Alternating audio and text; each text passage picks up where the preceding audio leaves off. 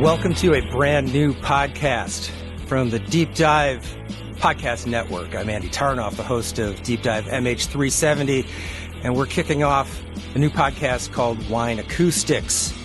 I'm joined by Courtney Taylor-Taylor, the lead singer, founder, can we call you?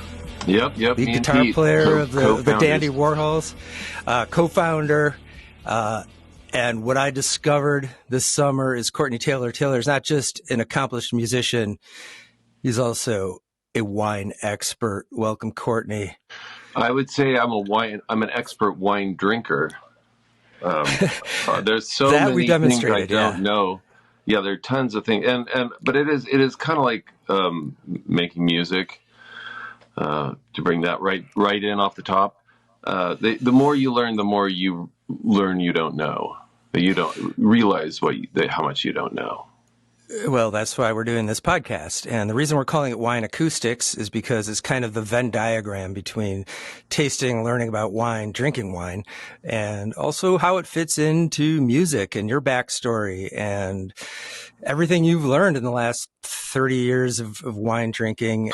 Just to give a little bit of, well, maybe more than 30 years of drinking, but at least a lot of that has been in going through this wine journey. I just want to give a quick background because people are seeing this for the first time, how this came to be, Courtney. And it started after your Summerfest show in Milwaukee at the end of June. We went out to dinner. We went to a restaurant called Good Kind. Yeah, Good Kind. Fantastic. It's a Portland chef who came back to Milwaukee. We ate some great food with the band, but we also drank a shit ton of wine. And that's when I said to you, dude, we should do a wine podcast. Yeah. I tend to get elected team leader when it comes to wine drinking. So we drank some great wines and we drank some not great wines. I think there's only one that tasted like sour beer. But as far as the rest of them, we had great bubbles, we had great whites, and great rosé. Yeah, and then we moved on. We had a Spanish wine. Right. Yeah, because there is definitely a Spanish influence. You know, she used to be the chef at a restaurant called Colosso. And the owner, Julie Colosso, dated our light guy, who's been with us for, 20. Is that Poopy? Poopy, yeah. Poopy, all right. But anyway, so they were together, and she was the owner of that restaurant, and they would meet us on tour, the gang from Colosso Restaurant, the chef, the head cook, the head waiter, and Julie. Yeah.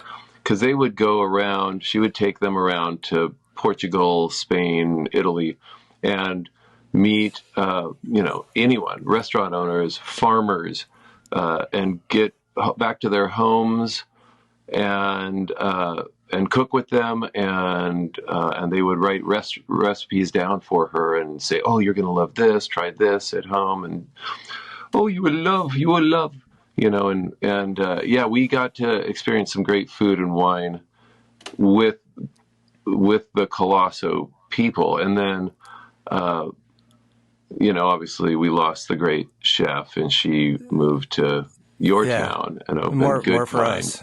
Sorry but about it was interesting tasting all those foods and dishes, and some of them were pretty close to identically regular things that we would order and eat there 20 years ago. That's awesome. That was a cool thing, yeah. So before we start drinking wine, which is going to be one of the best parts of this podcast, to establish, for us. I don't know about for the viewers. Any occasional funny thing we say will be probably the best parts of this podcast. Right, and the more wine we drink, the funnier it should get, theoretically. But just to establish your credentials just a tiny bit, and then we'll get into the wine and we'll talk about other stuff also. You also own a wine bar, wine shop in Portland, right? So wine shop called the Old Portland. Okay, and that's within the auditorium complex that you and the Dandy Warhols have built? Okay. Mm-hmm. It's a place like people can go and... Yeah, it's just at the front corner, The studio is in a different part of the building. the studios. We have a series of little different recording areas and rooms. All right. I'm looking forward to seeing that when the Dandy Warhols do their 30th anniversary. Yeah, it'll be fun. Gala We'll do one of these thing. Live in Portland together. Yeah, it's a really good idea. I shouldn't say, live. Not near live, like live. I don't know what they call that. At any rate, we picked so I'm in Milwaukee. Courtney, you're in Portland. So this is kind of an interesting technical challenge because we got to get the exact same wines, exact same cheese, exact same crackers. So we're tasting we want to this have the stuff exact same size glass. So we have more or less exactly the same culinary experience. So it's highly scientific. That's why we're going with BV. This is a very, very famous winery, maybe the first true smash hit on a national scale that Napa produced at all. BV. And here's the bottle. So 2020 vintage that we both have, which is nice because 4 years is a good amount of time. 5 years is just off the cuff. What people say is when it becomes what it's supposed to be, starts becoming, the wine it was meant to be.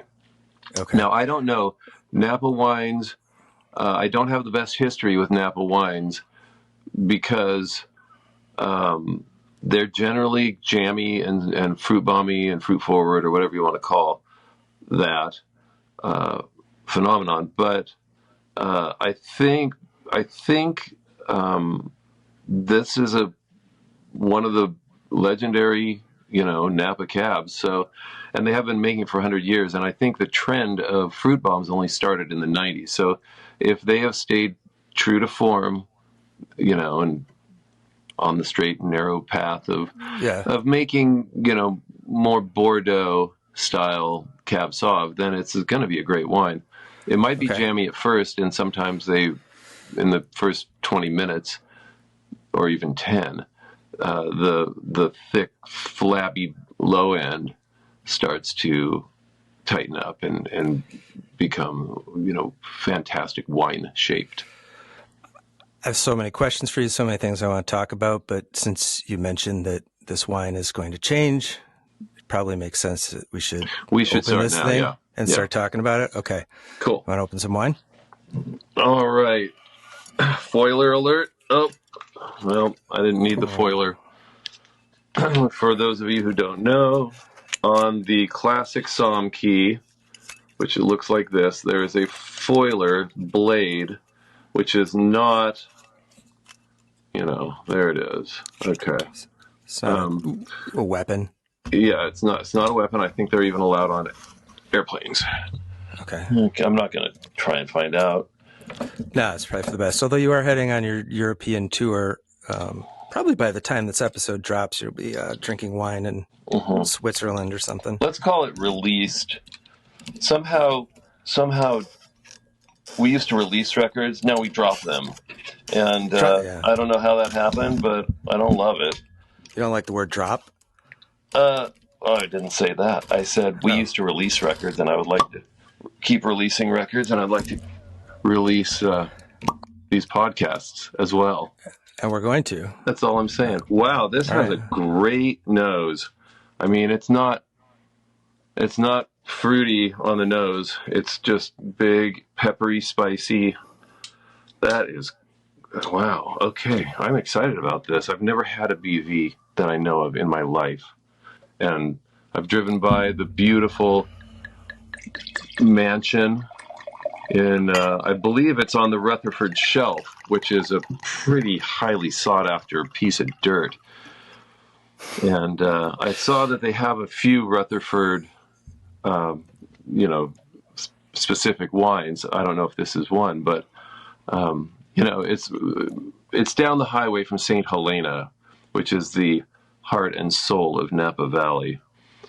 I do have some background on this vineyard, and please, you called it. It's they source the majority of the cab from Napa Valley's Rutherford, Calistoga, and St. Helena Cool. appellations. The diverse soils and microclimates, as well as the various clones of Cabernet Sauvignon and cultivation techniques, contributed to this wine's complex flavor profile. Wow, I love that. That's a You really called it. tidy description. It's Yeah. not showy or flamboyant. I like the way they talk. So you smell pepper in this? Yeah, yeah, Okay. Yeah, I smell it. like a colored, like green pepper maybe, but not Oh, yeah. like a Cab Franc. Cab Franc is notoriously a green pepper red wine. This one, I don't know. It's so busy that I can't tell. It just really, it's sending me. I'm having a romantic, nearly religious experience smelling this thing. It is gorgeous. That's pretty great for a $35 bottle of wine. Yeah. So but giving you a religious experience for $35, and we're doing something right here. Yeah. Should we taste it?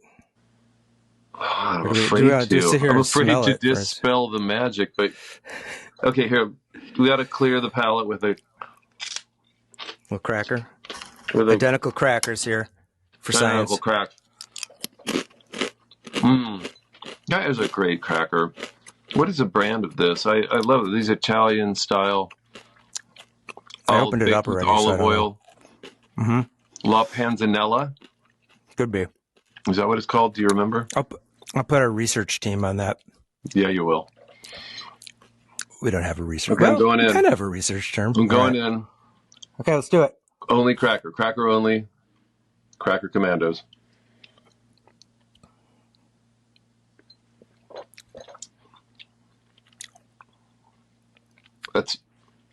What a perfect wine. It's not flabby or jammy or stupid in any way.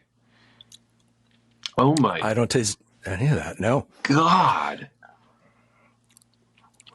I can't believe you can have this experience for $35. I had no idea. This is crazy. Wine Acoustics, baby. Wow. Now, what I've learned from you is this wine is going to change as we it'll soften drink up. it.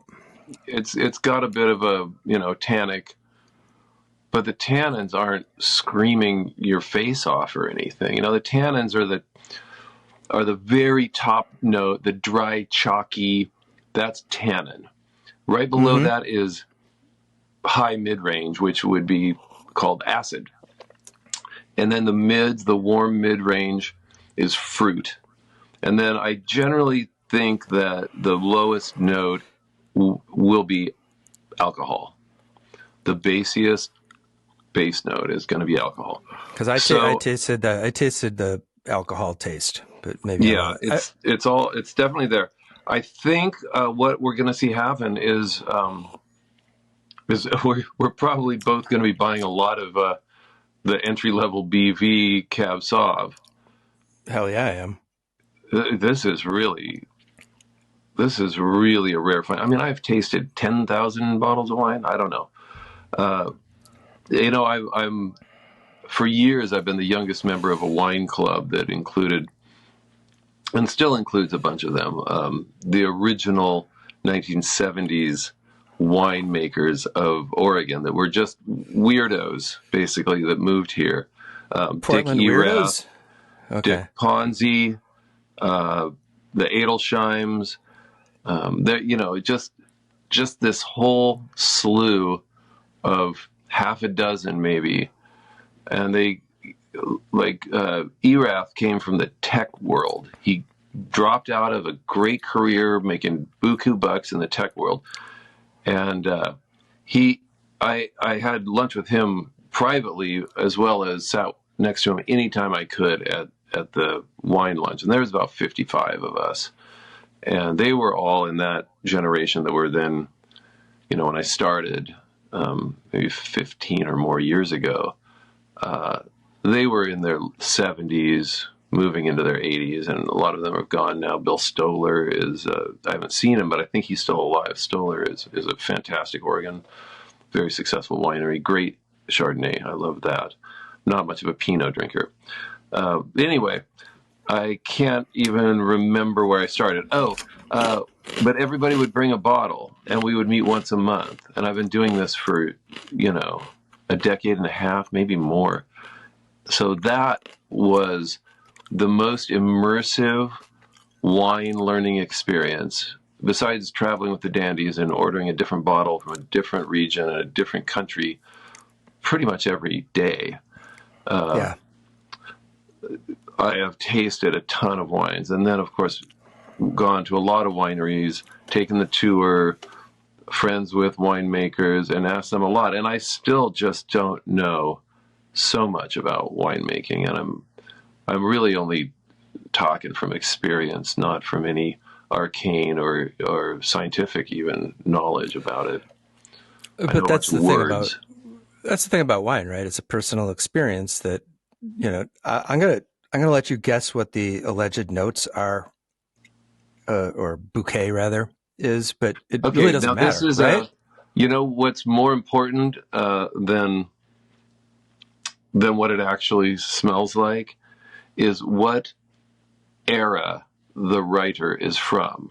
Now, is it BV's writer, like the same writer that you already read from?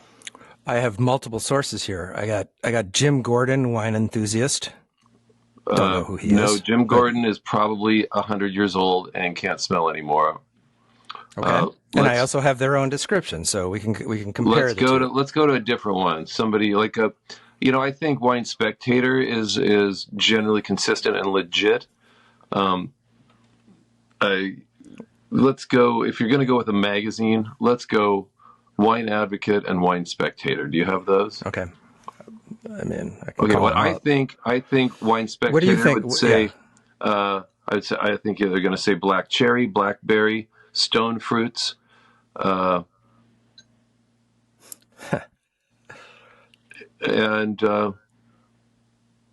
black pepper. Okay. That's impressive, because according to the vineyard itself, it says darker tones of blackberry, called it. Acai berry.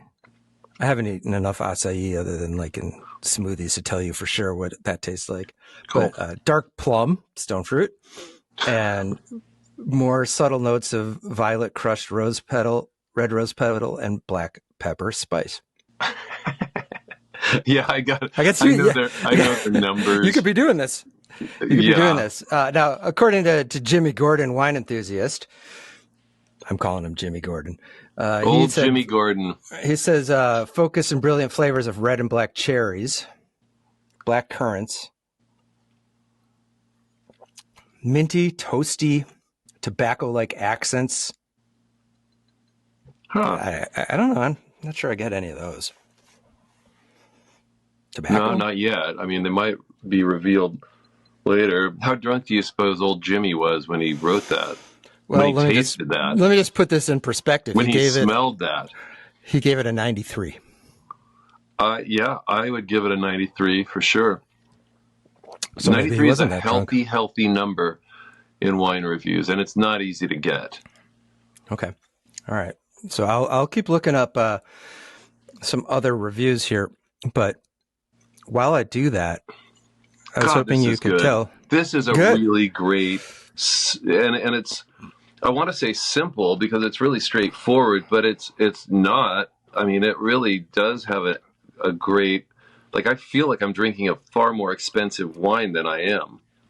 Good. Then we're doing our viewers a service here, because again, we're going to talk about wines that are available for normal people to buy, not necessarily $100 bottles of wine that you have to go through hell and high water to find.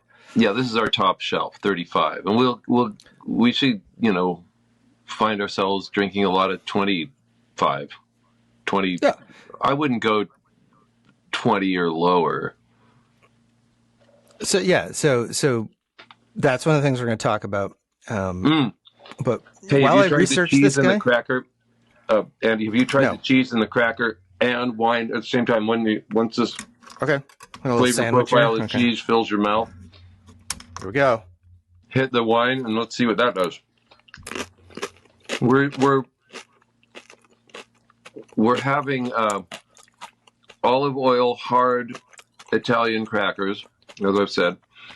We're having very mild organic white cheddar.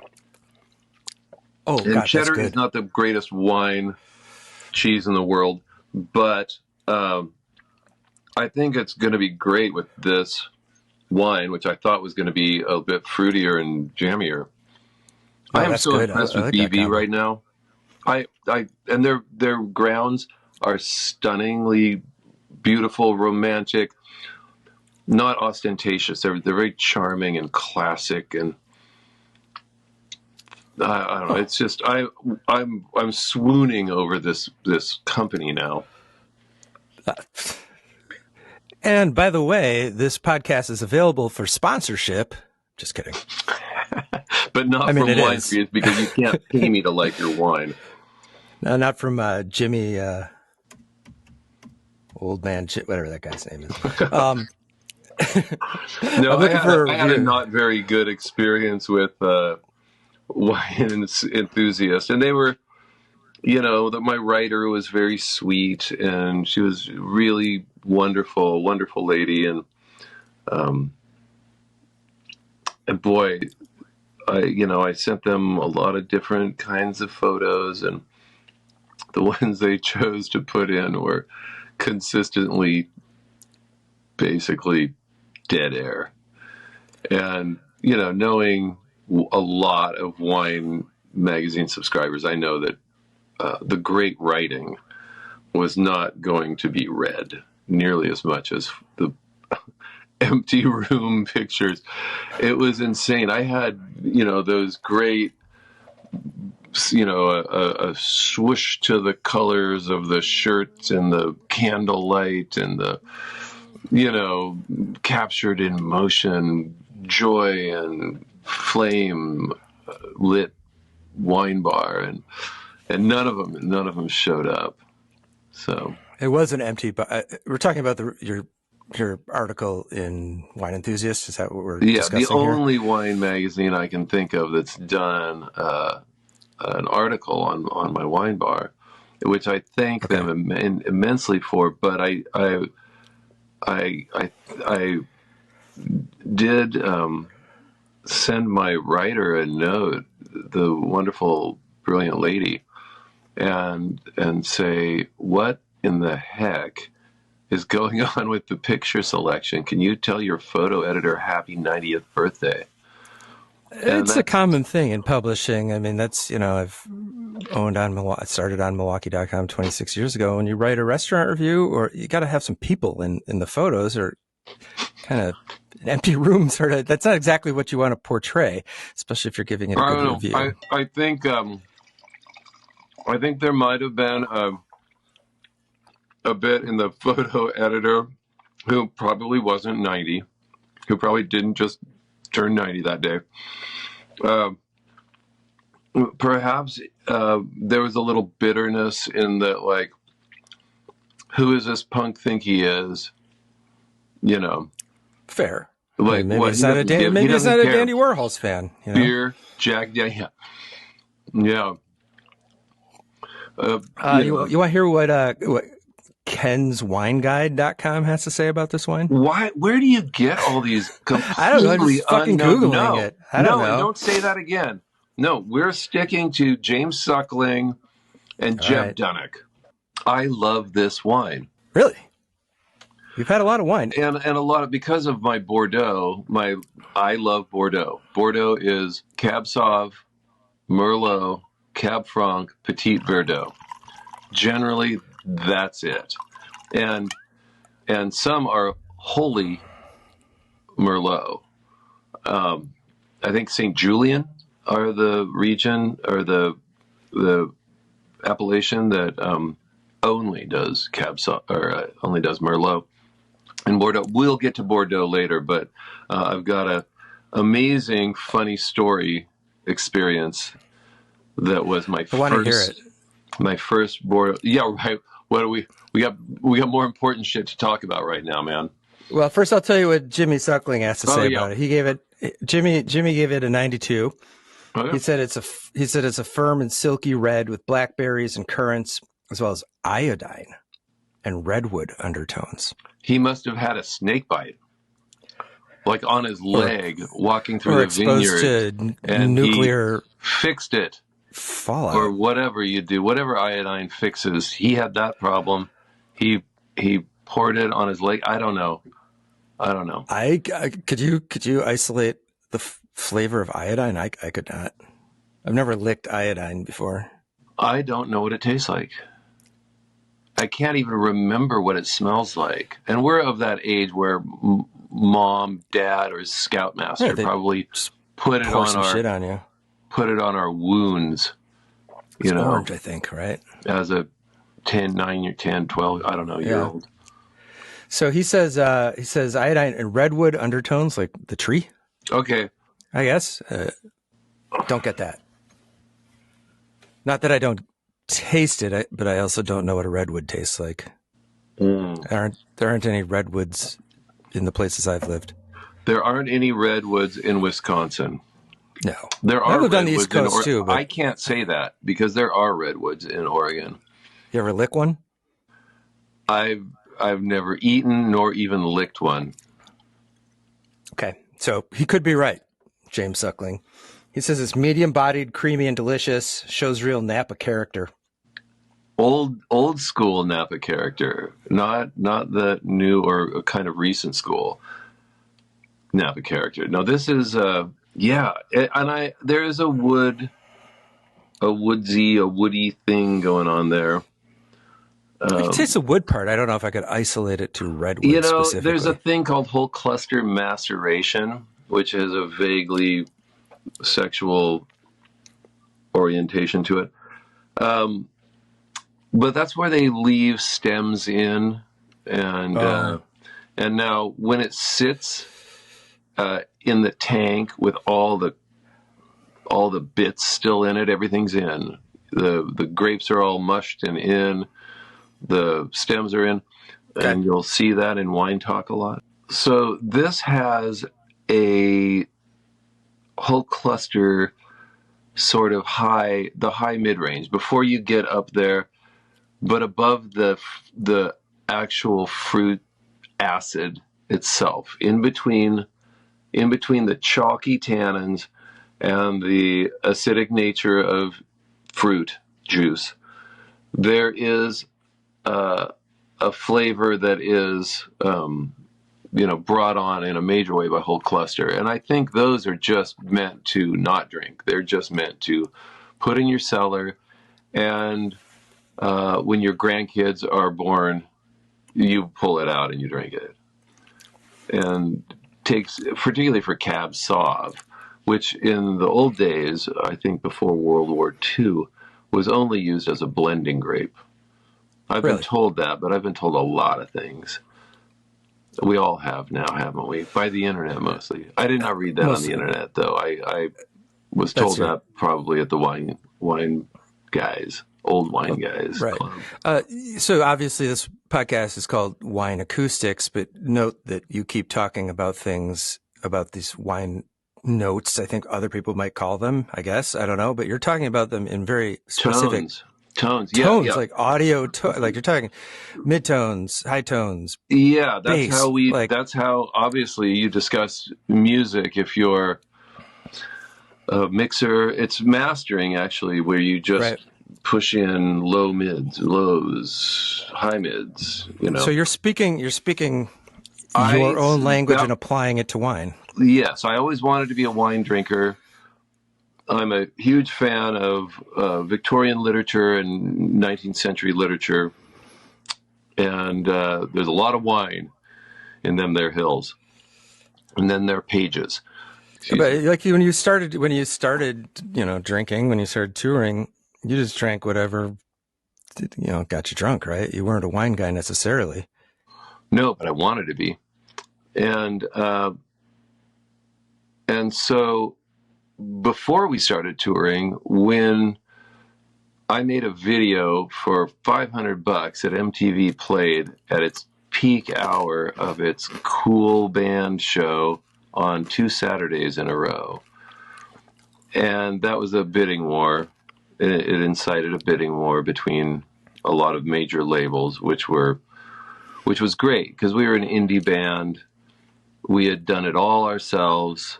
We had recorded ourselves. I had made the video, and we could sign with a label that knew we were not going to go into a studio owned and run by somebody else. We were going to record ourselves, and we would use our budget not to rent time, but to buy equipment.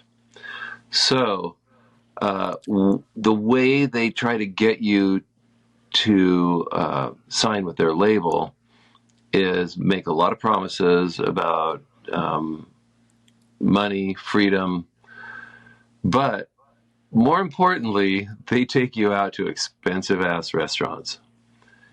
And they buy you expensive-ass wines. And if it's 1996, which it was in our case, Napa Valley fruit bombs were exploding. So when a $900 bottle of wine showed up at the table and I didn't like it, and I remember one of those specifically, and Ron Lafitte, who was great, and trying to sign us to Elektra Records, which was run by Seymour Stein, the legend, who had signed the Ramones, the Cult, Madonna.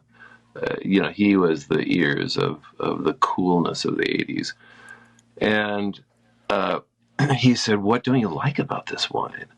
Because obviously I didn't like it, I said, "The bottom end is flabby. It sounds like old white guys, bald white men trying to play funk with Ray-Bans on at 11 p.m. indoors." I worked at that nightclub, by the way, as the doorman for so 3.5 years. Speak of experience here, yeah. So I speak from precedent and experience on this one. Okay. And then I said, the high mids are too aggressive. The high end is making me blind. And besides that, I'll drink it. And so let me set the stage here. Yeah, go ahead. He said, "Wow, you know a lot about wine." And I said, "No, I just know a lot about describing a sensory experience." But those are all music, obviously. I don't want to drivel on about it, but no, that's okay. But let me set the table here. The tones, the acoustics of wine, which is why you came up with the great idea to call it that, or the good idea to call it that. Good. If you want to if we change it, right? Right. Yeah. Wine resonation. Wine resin. The logo.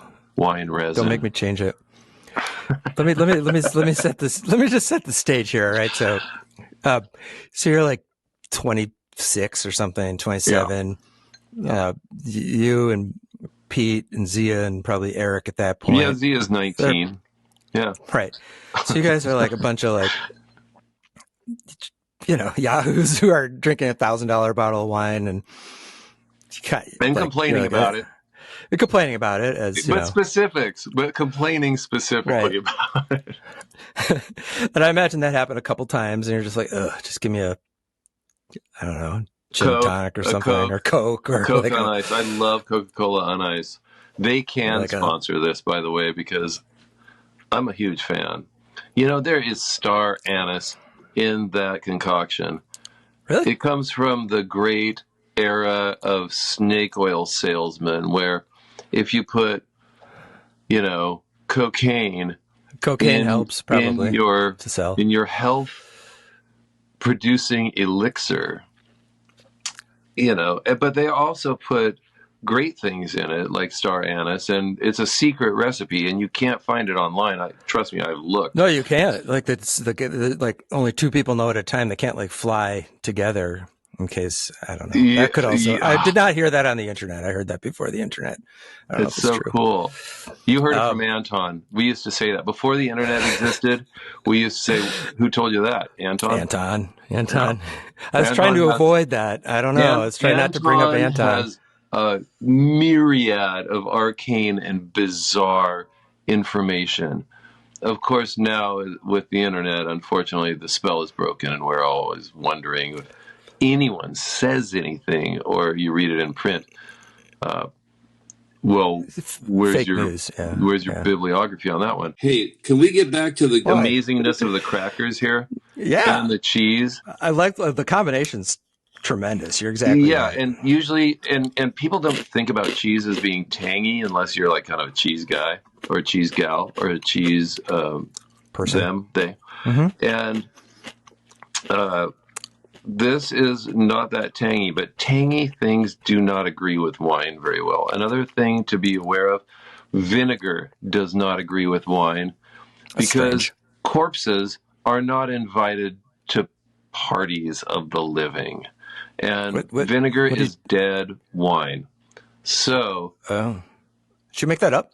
If you just now, actually, and if you need to have a lovely vine experience with like a salad, make sure the vinaigrette is the tiniest bit of a lovely vinegar, mostly driven by olive oil, the dressing, a little bit of salt, a little bit of pepper, and get bubbles. You are the funniest kind of nerd because you actually know exactly what you're talking about. Like if someone else said this, I'd be like, but you're right. I mean, like all this makes total sense, Courtney. Yeah, bubbles are also great with hamburgers. Very hard to find a wine that goes with pickles, ketchup, you know. Yeah. Okay, I'm going in. I'm going in. Cracker. God, it's delicious. While you nibble on that, we got to get this story briefly out of the way because I think it's really fascinating. It doesn't have to be a long one because I know it already. But you did have this transformation from when you went to thinking wine was meh to when suddenly you decided that the heavens parted. Imagine my disappointment.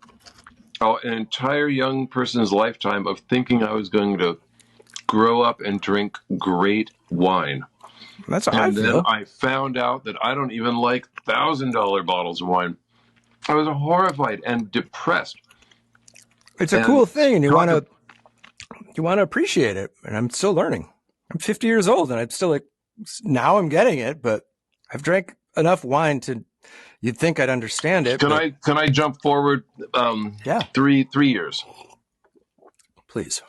Now, if I wake up on a European tour and nobody else wants to get up and go eat, that means we partied super hard. Fathead doesn't want to party, doesn't want to eat. Poopy doesn't want to eat. Nobody's getting up with me. So I'm wandering around an empty, small city, large town, beautiful espaliered trees and this arcade down the middle of the roads as they do in France, where the side going one way is separated from the side going the other way by grass strip planted with something beautiful in this place. It was that. Nothing's open, so it must be around 2:45 in the afternoon. Most Southern European countries take siestas. It's not just Spain. Just FYI. No, it's the way to be. So support it. Eat, around noon or before for your lunch, and don't expect to get anything else. Well, all of these empty places with the chairs up on the tables were actually making me very depressed on the topic of depressing. And then there's a older gentleman, drying glasses, washing glasses in the sink, drying them, putting them up on the shelf, looking at, And I walked in and, manger avec un bon vin rouge, a good red wine, and eating, please, s'il vous plaît. And ça va. And he said, grumpy guy, and I probably looked like hell. And I sat behind him at the bar while he continued, ignoring me. This was the vibe. Très French, very French. very provincial French. Right. Not very Parisian. To be clear, you didn't even know what city you were in at this point, right? Because the tour bus just showed up somewhere. Absolutely not. I probably guessed as to what country I was in. But if you say that it's Italy, they'll probably think you're French and speak to you in English, at halting, cool accent English. So he tears off the baguette, he reaches up, feels a few bottles like he's Kim Deal feeling tall boys on top of her Marshall stack, and picks maybe the heaviest one, like she would, and pours some into like a little water glass. And then avec de l'eau, s'il vous plaît, yes, water goes, and avec beurre, with butter. Oui. He looks at me and just shakes his head like, what a dumb guy. And so okay. Now at this point, I'm just guessing that I will like the wine, and I probably ordered it just to spend an extra $5, because really all I wanted was some bread and water. And I wanted our food to show up backstage. That's what I wanted, actually. And it wasn't there. And I got into the venue, and I remember that it wasn't there. And I know exactly what the area looks like, or looked like then, where the food was going to show up, and it wasn't there. And it's empty in my mind still to this day, because 6 hours later, I saw food, probably great cheeses, cool wines, fruits, sandwiches, probably a great baguette, because it was France. And the wine, I ate the bread, and I hit the wine. Oh my dad. I was in the 1800s I was having a French experience. It was insane. It was every literary twist and turn around the great poets and their love of this poet's high made by great wine. And I said, what the hell wine is this? Well, I probably said, excusez-moi first. Excusez-moi, qu'est-ce que c'est? And he said, he didn't say. Actually, he turned around first and gave me one of these, and then he said, Bordeaux. And I saw that in the tour book. That's where we are today. We're playing Bordeaux tonight. Is the color, is the wine, is the town. It's, oh my God, it's from, this is all, I love Bordeaux wine. I have no idea what wine that was. There weren't cameras on cell phones.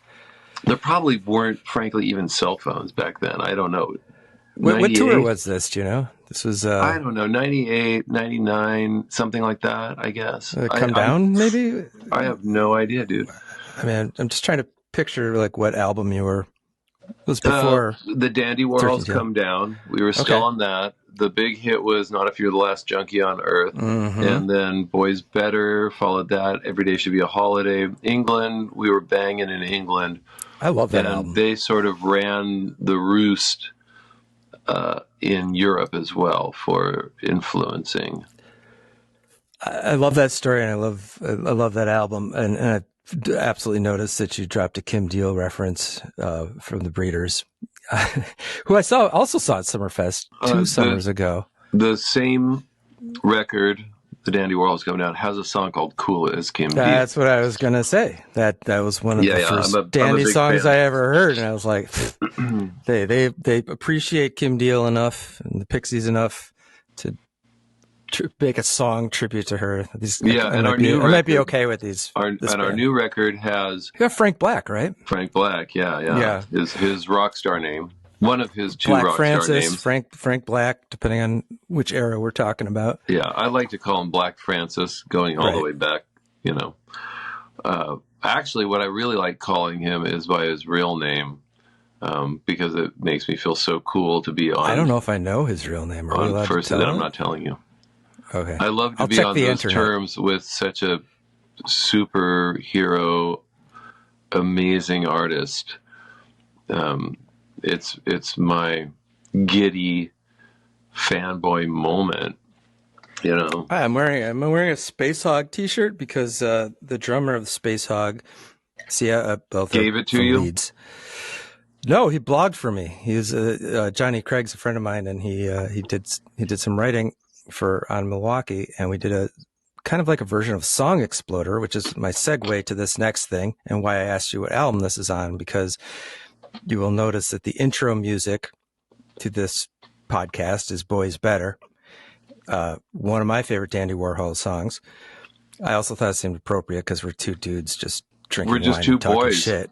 Yeah. Just two overgrown boys. Older children. Yep. But again, the reason I wanted to ask you this, and we can talk more wine, so I'm just going to exploit you for a second, is I've seen a lot of legendary musicians going on YouTube and teaching people how to play songs. And I know that Duran Duran is also kind of an influence of you guys. Was it John Taylor who produced? No. Nick Rhodes, the keyboardist from Duran Duran. How many glasses are you into this thing? I'm about halfway through the bottle already. It's great. I'm only down to probably 1 inch below the label, the front label, not the back label. How far are you? About 2 inches below the front label.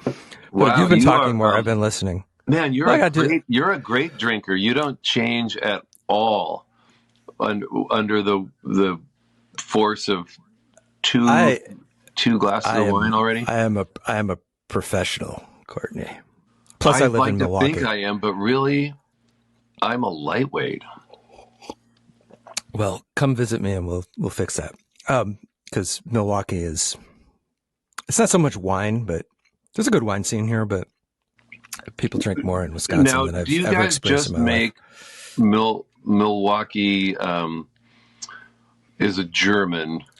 Wisconsin is. But Milwaukee is specifically. Do you only make Teutonic? No. Wines? No, definitely not. I mean, cheeses. Sorry, cheeses. Are there soft cheeses like triple cream brie? For sure. And okay. I think Wisconsin has, if not the most Gouda. I'll have to get back to you on that one. Rubbery, calcified Dutch cheese, again, Teutonic as fudge.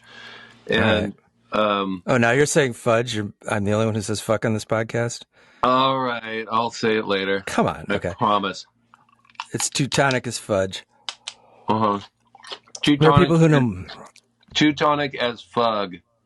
Yeah, there are people who know a lot more about cheese here than I do. Here's my question. This is where Duran Duran comes in. John Taylor does this thing on YouTube, and that guy's a spectacular bass player. Like, he is just so good. And wow. Well, listen to those old records, if I might interrupt you for a second, for 4 seconds. Go ahead. Go back and listen to them. Really cool tones. The coolest guitar player of the era was Andy Taylor. Completely unnoticed by the world, except for me and a handful of other people that loved cool guitar. Maybe me. And good. But John Taylor, I have a feeling with Simon Le Bon's amazing vocals, amazing melodies, and also undersung a great poet.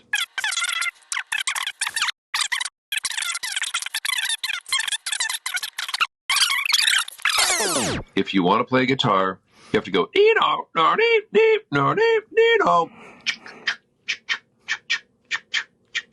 and stay out of the way. That leaves Dave Allen from Gang of Four, The Cure, bass-driven. Post-punk was bass-driven, and it allowed for brilliant bass playing to come to the front. I watched John Taylor give a bass lesson on Rio. I would like you to pull out your guitar for the value to our viewers and our listeners. I want you to tell me how to play Boys Better and how you came up with those chords. Yes. and I'll let you I talk. lied to you earlier. You asked me if I had a guitar, acoustic guitar. And You don't need one. no, It's I just have gonna be better hard. than acoustic guitar. And this is kind of how I write and I'm gonna wrote grab my guitar too here so all I of our can songs. play along. You see, I have my mini studio here. I have a toy drum kit over there. And I have a inexpensive version of Kurt Cobain's guitar that somebody gave to me. Somebody wonderful, like this amazing company Fender, who have been so cool to us. Okay, EGDA, right? EGDA. Easy. Okay, so 1, 2, 3, 4, 1 and 2 and 3 and 4 and 1. All the alph beats. Now, I was a drummer before in every band. The Dandy Warhols was my first band playing guitar and singing ever. I was a drummer, and I started writing songs because I realized when my first band, New History, NU History, when that band split up, I realized the songwriter was going to be the hard one to replace. Later, after a lot of tomfoolery for a decade, I realized the singer was also going to be very difficult to replace. So I did that myself, and thus the Dandies. But this is one of the earliest songs, and it's those chords. And there's a really cool, unusually sophisticated sounding farfisa part over the top. Ooh, ew, ew, ew. It sounds like a real keyboardist, but it's not. It's me just doing, right? I thought that was a keyboard. I thought that was Zia. No, Zia really didn't know how to play keyboards at the time. She was cool. I wanted her in the band because she really loved music, and she didn't know how to play any instrument. She came into this band with no bad habits musically. She learned. Well, she learned how to play, but she learned with not the bad habits she learned. Yeah. absolute purity. Here's 4 chords. Do something cool. And she could, And she really, when we worked with Massive Attack, if you know that band, Of course. that was the first time, Rob 3D and Neil, their engineer, brilliant, one of the greatest in history. They just went, we want to, we're gonna plug in pedals. We're gonna give you keyboards. Fathead and I just wanted to go to the cider bar down the street. But anyway, so that's when Zia really exploded into a brilliant, because she was always like the George Harrison of the band. Like, hey, I have this idea, maybe, and looking at, Lennon and McCartney, and like the way they shat all over George whenever he came up with an idea. Did they? Yeah, like Let It Be documentary. George would be like, "I've got an idea," and they'd be like, "All right." But obviously, he made amazing music. It ain't gonna be no Maxwell Silver Hammer. I love that song, by the way. I love that whole album. Yeah, so proud. Anyway. I'm sorry to interrupt you, but those are 4 very simple chords, Courtney. Everybody knows Paul McCartney was at his best when he was trying to impress John that he could be cool too. Did you see that documentary? Did you see the 6-hour documentary? I got a good buzz on why. Keep drinking because we've got a little more time left. Of a goldfish right now. That's what I'm here for. You got 4 chords in that song, which are like the first 4 chords someone even learns how to play on guitar. Like I could do that, but why is that song so cool? And then, just as a relief from that, I didn't want to relinquish that E drone. You can, but the velocity is forward motion the whole way with a little bump here and there that's predictable and nice, enjoyable even. Right, so there's that. and then you go, which is B flat to A to G, which is, and then the bumpy road again, the occasional bump in the road. Love it. And then just, sing the root note with a harmony on it. And it's all that driving. To me, that is like smoking weed and driving in the desert. Not too fast, but fast. It's the prototypical Dandy Warhol song. And when you hear it, even now, 23 years later, whatever. I mean, it's like, it sounds like you guys. And it's such a simple song, but you find a way to make it They're all psychedelic simple. And they're all simple. So thanks for indulging me on that one. Cool. Yeah, I'm just the folky kind of stoner guy. Pete is the full-on acid tripper. He's the one who gets the feedback layers, the swirling. I make a triangle, I make a cross, I make a square, I make a straight line, I make a circle. I make the simplest shapes possible because I enjoy them, and I think we all do. He makes it of, this part is of worms, and this part is of solar flares, or whatever. He wants to be tripped out by complexity and depth. I want to be tripped out by stark simplicity. Maybe that's why the four of you work. I don't know. Yeah, and Zia just wants to have a pump and groove. And Fathead is kind of a strange blend of all three of the other ones of us, actually. Speaking of Fathead, he's the folkiest. He's way folkier than me. So he's, arguably one of the greatest vocal arrangers of our day. Yeah, and he can sing and play drums at the same time, which is well, that's a bit of a monkey job, but hard, in the studio where he's doing them separately, yeah, and it is good. It's live. Live, we're an octopus made up of only 4 people, but in the studio, yeah, Brent is he is money. So this is going to be a joke that we come back to over and over again, and that's the concept of drinking a little bit of water while you're drinking wine. I know. I told you that I don't have any water. We might as well explain what it is. I got some water, and I would like some, but Brent advises against it, right? Fathead does not support the water during the wine. Right. Yeah. Oh, yes. I told you about that. But our listeners haven't heard about it yet. At our record release party last year, we had been drinking wine for hours and listening and smoking weed and listening to our new record, Rockmaker, super loud on the PA in the big room at the studio. And just, we were all the way in. We're drinking. And I said, man, there's no one here to make us drink water. We're going to be really hungover tomorrow. And he goes, dude, when I'm on a wine jag, I don't want to drink that shit. Every time I hear this, it makes me laugh.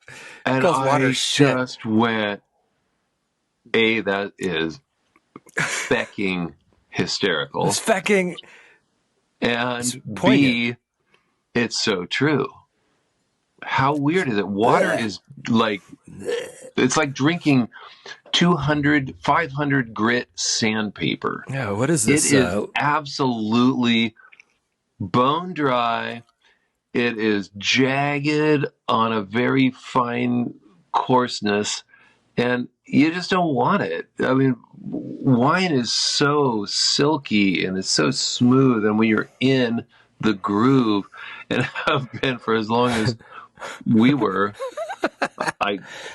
wow, it was a revelation. It was a revelation. It was revelatory. So you describe the notes on water as sandpaper, but not coarse sandpaper. 500 fine grit, really sand, fine, like buffing out optical okay. lenses, like thousands grit, you know, I'll or ask, whatever.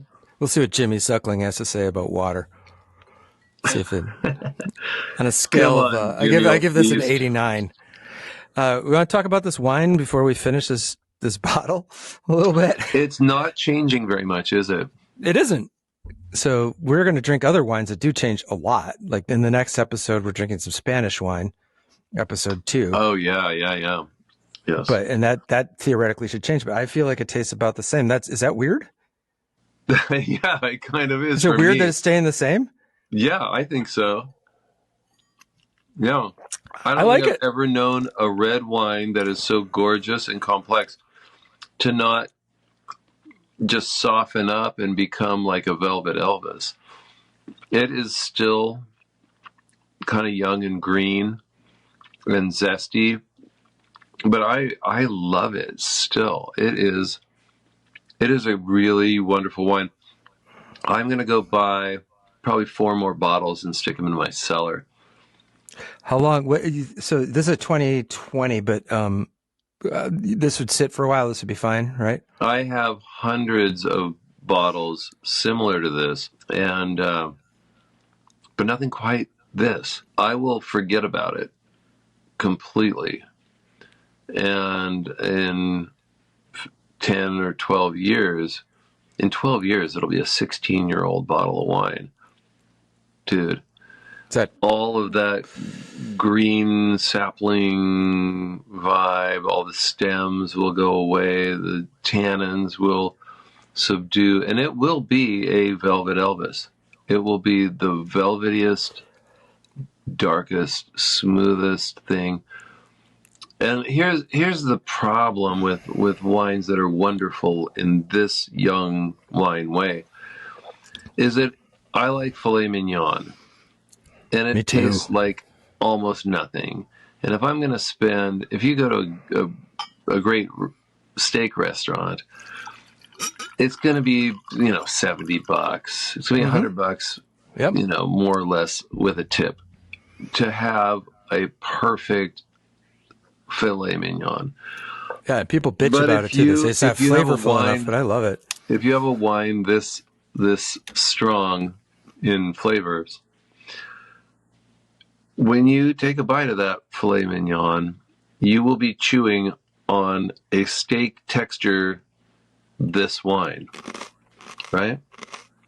Which is why it's great that we're having crackers and this wonderful organic farms.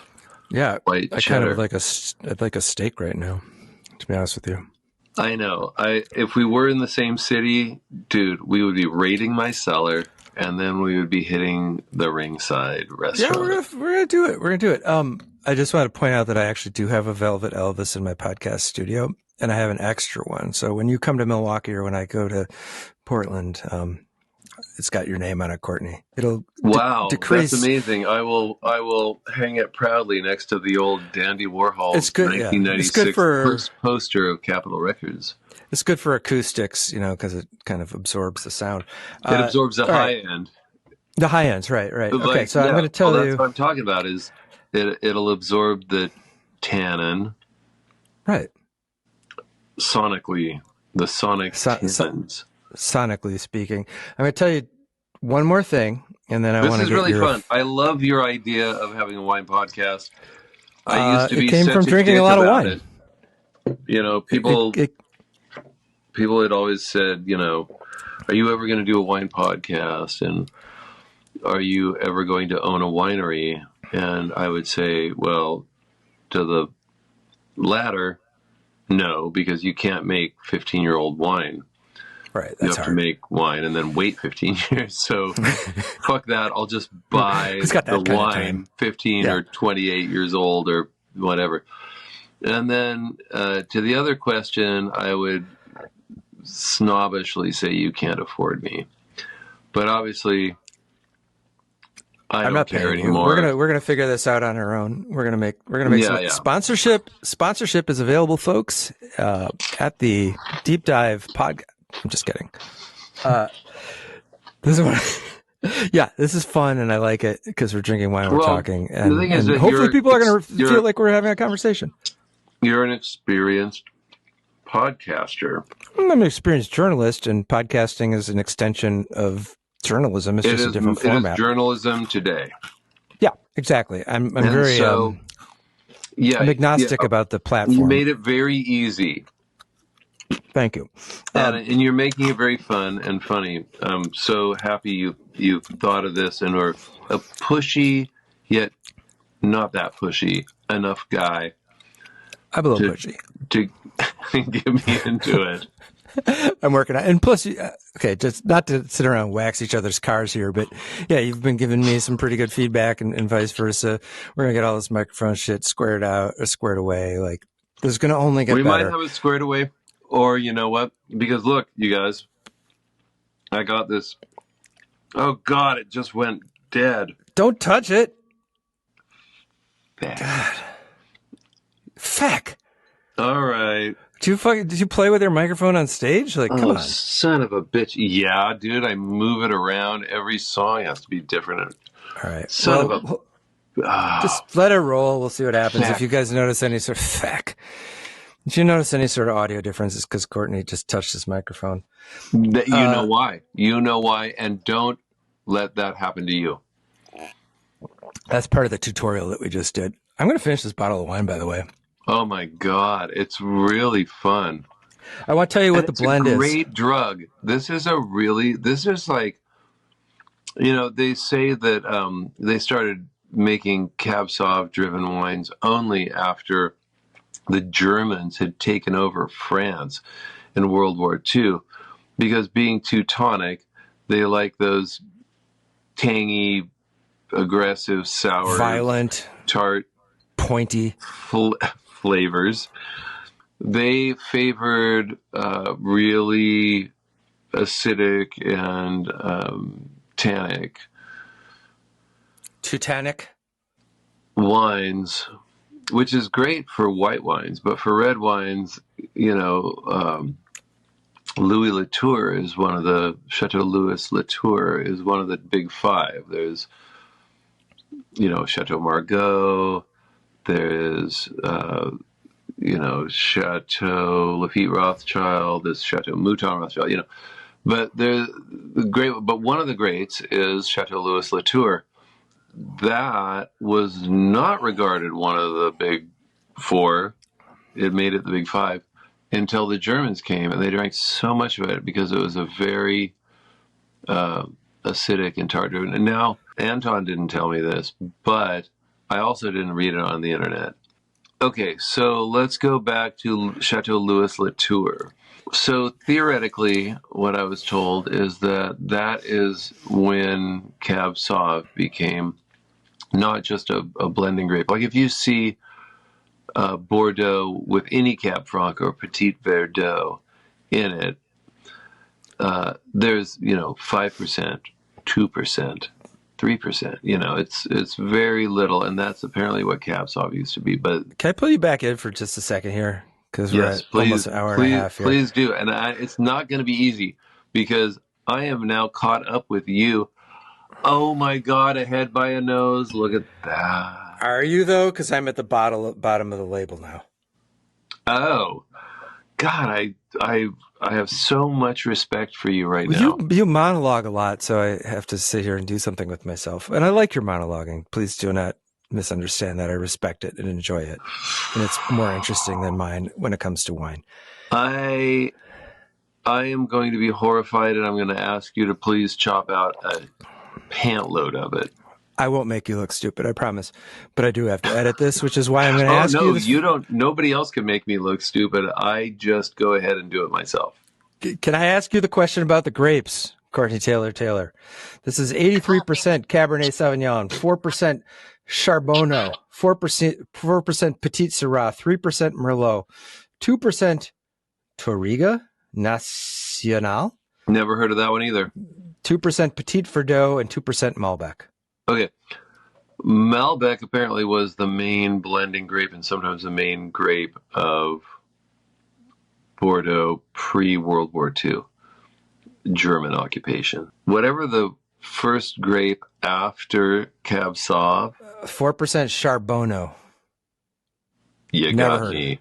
But can we call this a Cabernet Sauvignon?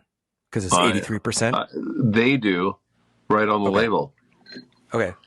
Just checking. God, I love this wine. I am having such a good time.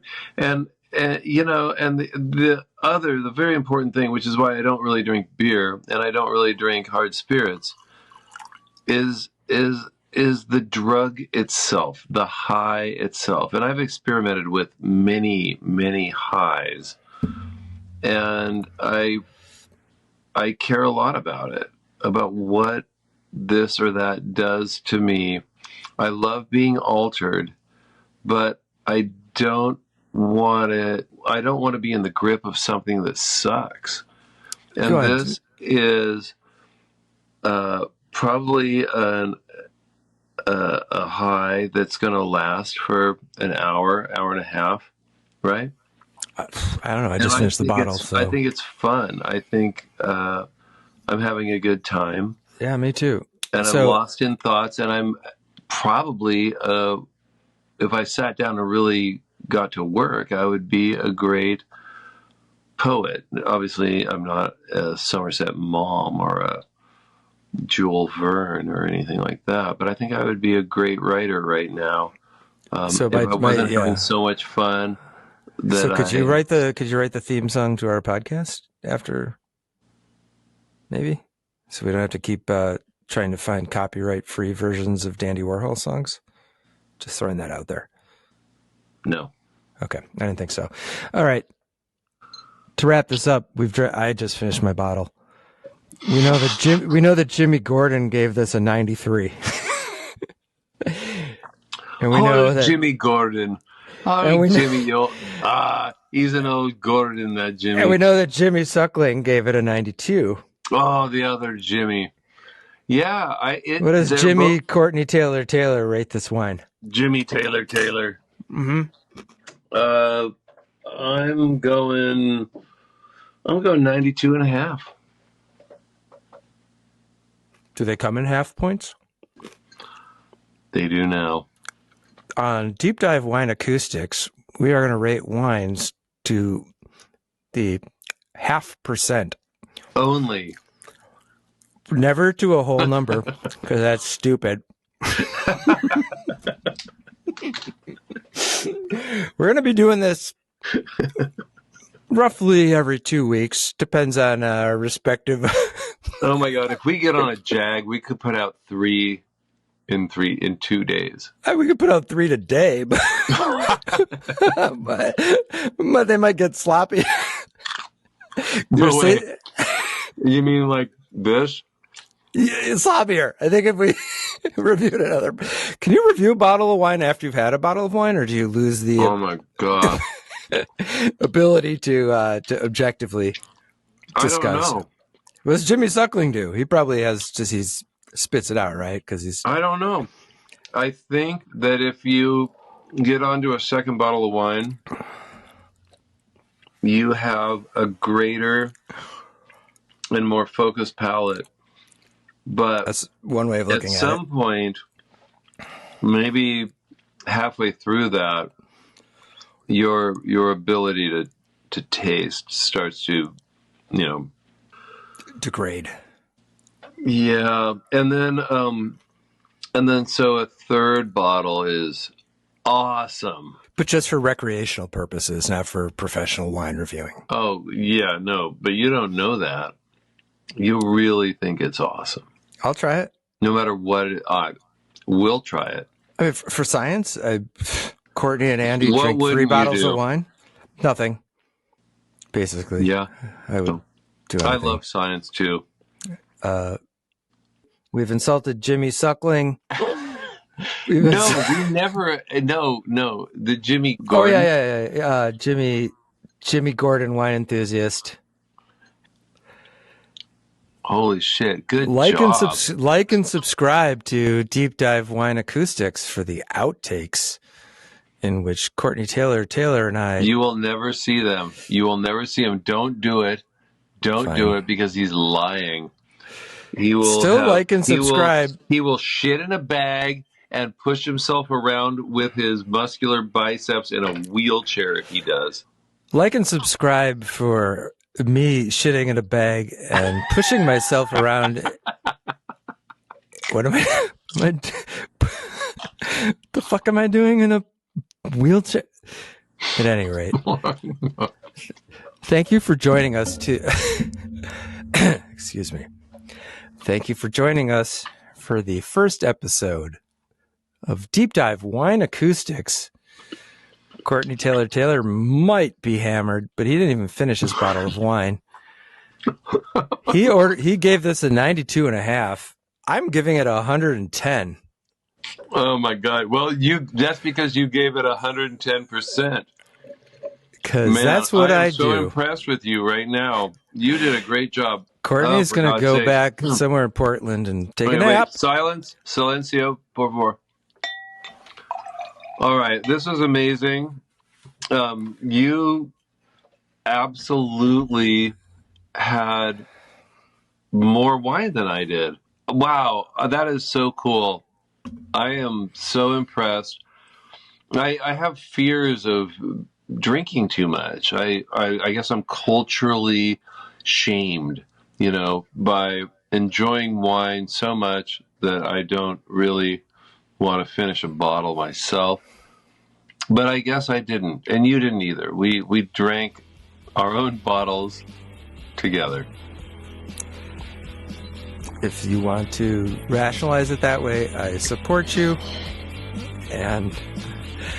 But you talked more. Good friends. You talked more. You talked more than I did. I had more time to just kind of sit here. You had the stories. We're only going to be better friends too. Courtney, thank you. I did give you a cheers, but I got this much left. So, cheers. We'll see you on episode 2, Deep Dive Wine Acoustics. Like and subscribe, for God's sake. And on episode 2, we're talking Spanish wine. Hope you found this as funny and as weird as we did, because I probably need a nap right now.